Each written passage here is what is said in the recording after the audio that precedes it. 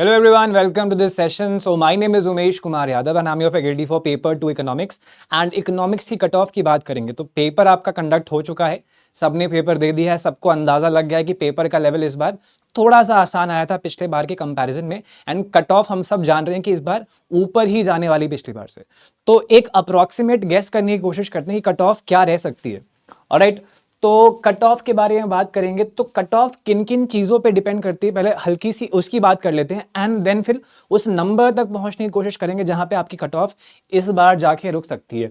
ठीक है, तो वो क्या क्या चीज़ें हैं, तो कुछ फैक्टर्स हैं जो आपके कट ऑफ को इन्फ्लुएंस करते हैं। एक तो भाई पहला फैक्टर क्या है आपका कि भाई टाइप ऑफ क्वेश्चन कैसे पूछे गए थे, कि बहुत न्यूमेरिकल आए थे या थ्योरेटिकल क्वेश्चन आए थे, है ना, या आपके क्रोनोलॉजी वाले क्वेश्चंस आए थे, या आपके मैच द कॉलम वाले क्वेश्चन आए थे, या आपके असर्शन रीजन वाले क्वेश्चन आए थे। तो आए थे, ऐसे क्वेश्चन आए थे, असर्शन रीजन के काफी सवाल आए थे, हम सब जानते हैं।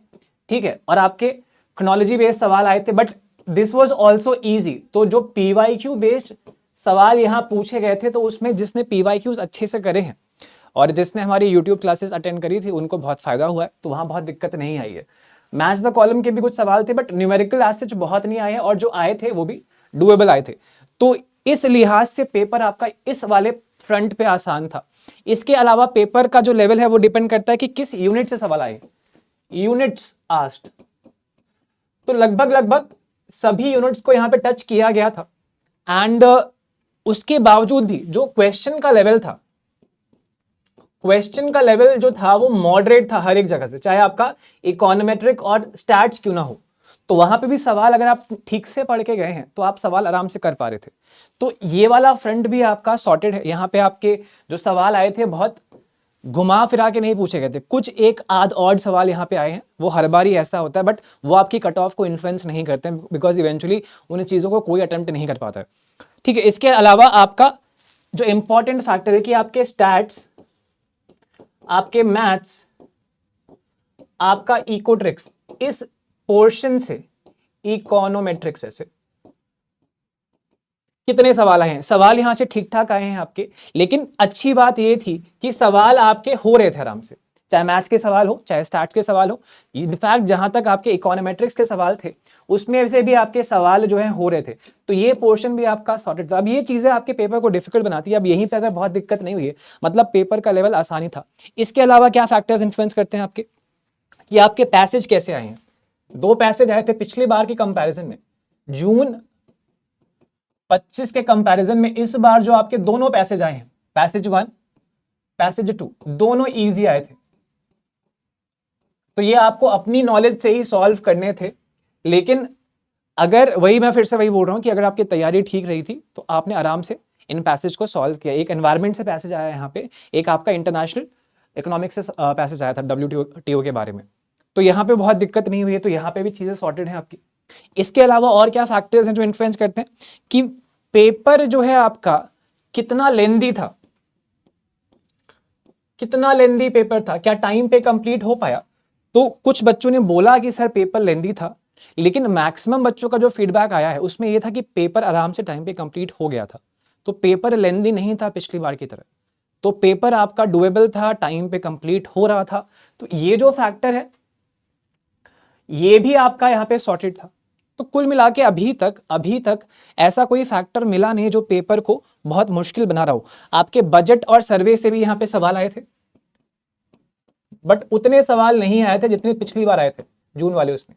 तो यहां भी चीजें आपकी बहुत मुश्किल नहीं थी, और क्योंकि हमने तैयारी करी थी इस पोर्शन की भी, तो यहाँ पे बच्चों को दिक्कत नहीं हुई जिन्होंने वो सेशंस देखे थे आपके बजट और सर्वे वाले। देन वी हैव इसके अलावा आपका इंडियन इकोनॉमी का भी ठीक ठाक पोर्शन था। हाँ, ये एक पोर्शन ऐसा हो सकता है जिससे थोड़ी दिक्कत हो, बट ये कितना असर डालेगा ये हम आंसर की आने के बाद ही बता पाएंगे कि कैसे एग्जैक्ट सवाल पूछे गए थे। बट अभी तक हम लोग ये मान के चल रहे हैं कि ऐसा कोई बहुत डोमिनेटिंग एरिया नहीं था जहां से बहुत मुश्किल हुई बच्चों को। इसके अलावा एक और जो चीज आपकी यहाँ पे इन्फ्लुएंस डालती है वो है आपका पेपर 1 का लेवल। पेपर 1 का लेवल, अब पेपर 1 का लेवल भी इजी ही है, इजी है, चलो मॉडरेट कह लेते हैं इसको, मॉडरेट ही था। कुछ लोग को DI सॉल्व करने में बहुत टाइम लगा था, that was the only question जहाँ पे दिक्कत हुई। DI के आंसर्स भी शायद मैच एग्जैक्टली नहीं हो रहे थे, तो वो एक प्रॉब्लम यहाँ पे आई थी। अदरवाइज ओवरऑल जो पेपर था वो आपका हम मॉडरेट कह सकते हैं, अगर मैं बहुत लिबरल होके बात करूँ यहाँ पे। तो कुल मिला के देखा जाए यहाँ पे तो एज सच बहुत इश्यूज आए नहीं पेपर में। और अगर मैं इन फैक्टर्स को देखते हुए और पिछले एग्जाम से कंपैरिजन ड्रॉ करते हुए कट ऑफ की बात करूं तो अभी अंदाजा ये है, या मतलब कि कट ऑफ जो है, बाकी इससे बेटर क्लैरिटी हमें मिलने वाली है जब हमारी आंसर की आ जाएगी, बट अभी के लिए हम ये कह सकते हैं कि 215 के आसपास आपकी यूआर कैटेगरी की जेआरएफ की कट ऑफ रह सकती है। 215 प्लस माइनस, प्लस ही कहेंगे इसको 5, मतलब 220 तक ये कट ऑफ जा सकती है। अगर 220 तक ये कट ऑफ जाती है तो बड़ी हैरानी वाली बात नहीं होनी चाहिए यहाँ पे। तो ये अभी एक रफ एस्टिमेट है, बाकी और क्लैरिटी हमें आएगी जब आंसर की आ जाएगी। तो वहीं अगर मैं ओबीसी की बात करूं तो 200 के आसपास आपकी कट ऑफ रह सकती है, ठीक है। अगर मैं बात करूं आपके एससी कैटेगरी के लिए तो आप ये मान के चलिए लगभग 175 के आसपास एससी कैटेगरी के, एंड लगभग 170 के आसपास एसटी कैटेगरी कट ऑफ जो है हो सकती है। प्लस माइनस 5 ऑब्वियसली यहां पे चलेगा आपका। तो ये यहां पे आपकी जेआरएफ की कट ऑफ हो सकती है अभी जो फीडबैक आया है उसके अनुसार। अगर मैं नेट की बात करूं, नेट की कट ऑफ क्या रह सकती है, तो नेट की कट ऑफ अगर मैं यूआर की बात करूं तो 195 से 200 के आसपास ये कट ऑफ होनी चाहिए। एंड अगर मैं बात करूं ओबीसी कैटेगरी की तो लगभग 175 के आसपास ये कट ऑफ हो सकती है। एससी कैटेगरी के लिए यही कट ऑफ आपकी थोड़ी सी और कम हो जाएगी, एंड हम लोग 160 के आसपास इस कट ऑफ को एक्सपेक्ट कर सकते हैं। वहीं एसटी कैटेगरी के लिए